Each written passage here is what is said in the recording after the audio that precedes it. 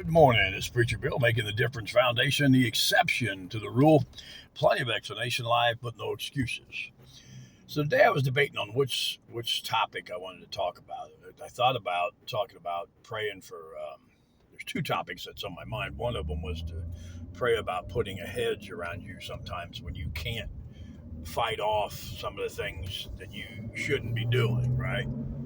Maybe it's cussing, maybe it's smoking, maybe it's pornography, maybe it's you know some other thing, right?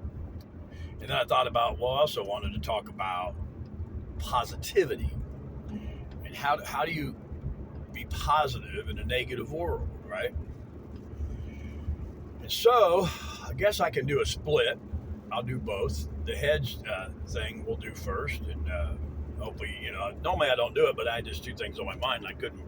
I didn't have a coin, so I couldn't flip and see which one I was going to talk about. So I'll talk about both. But I think one of the things that I've learned, growing up with a father that was an alcoholic, and again, that's his broken glass. I'm not going to share much more than that, but.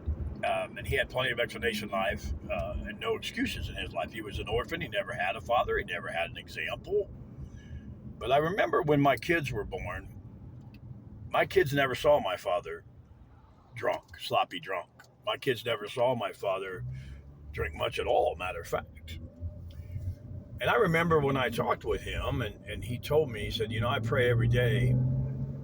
You may not believe me, but I do. And that was before he got saved. And he luckily got saved a year before he passed. And he said, Billy, I still talk to God. And I said, well, no, I get it. And he said, and I asked God to help me with things. And I said, what? My whole life, I said, I remember these things. And I said, and I don't hold them against you. I love my father. I love my father dearly. And I think sometimes that bothered my mom that I didn't hate my dad, necessarily. But when you have something important, more important than you, in my dad's case, it was the grandkids, right? So you have to find something. It's like addiction with my sister. She never found anything that was more important than the next fix. She had a shortened life because of it. And some people live forever, and they get chance after chance after chance, and opportunity after opportunity. Yes, I get that. I think if you pray for God to have the Holy Spirit surround you, and keep you in positions where you don't slip back, you don't fall into whatever your vice might be. We all have them, right?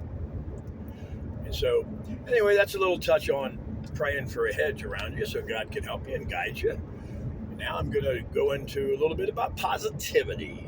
I forget the book. I got this app called Headway, and I love it to death. This Headway app that I have, and it reads summaries of books and it reads conclusions. You can read the whole book if you want to, but I've been through 170 books since I've done this app, and I think it's not even been a year yet. So my goal is to try to get to 200 or 250 summaries or whatever. And what it does, it basically breaks it down for you.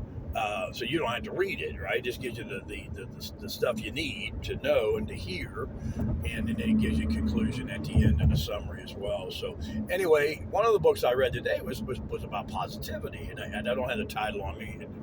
I wish I did, but I don't. But it's about positivity, and it was talking about how what are some things you can do, and some of it's kind of corny. I get it, but the older we get, the cornier we are. Yes.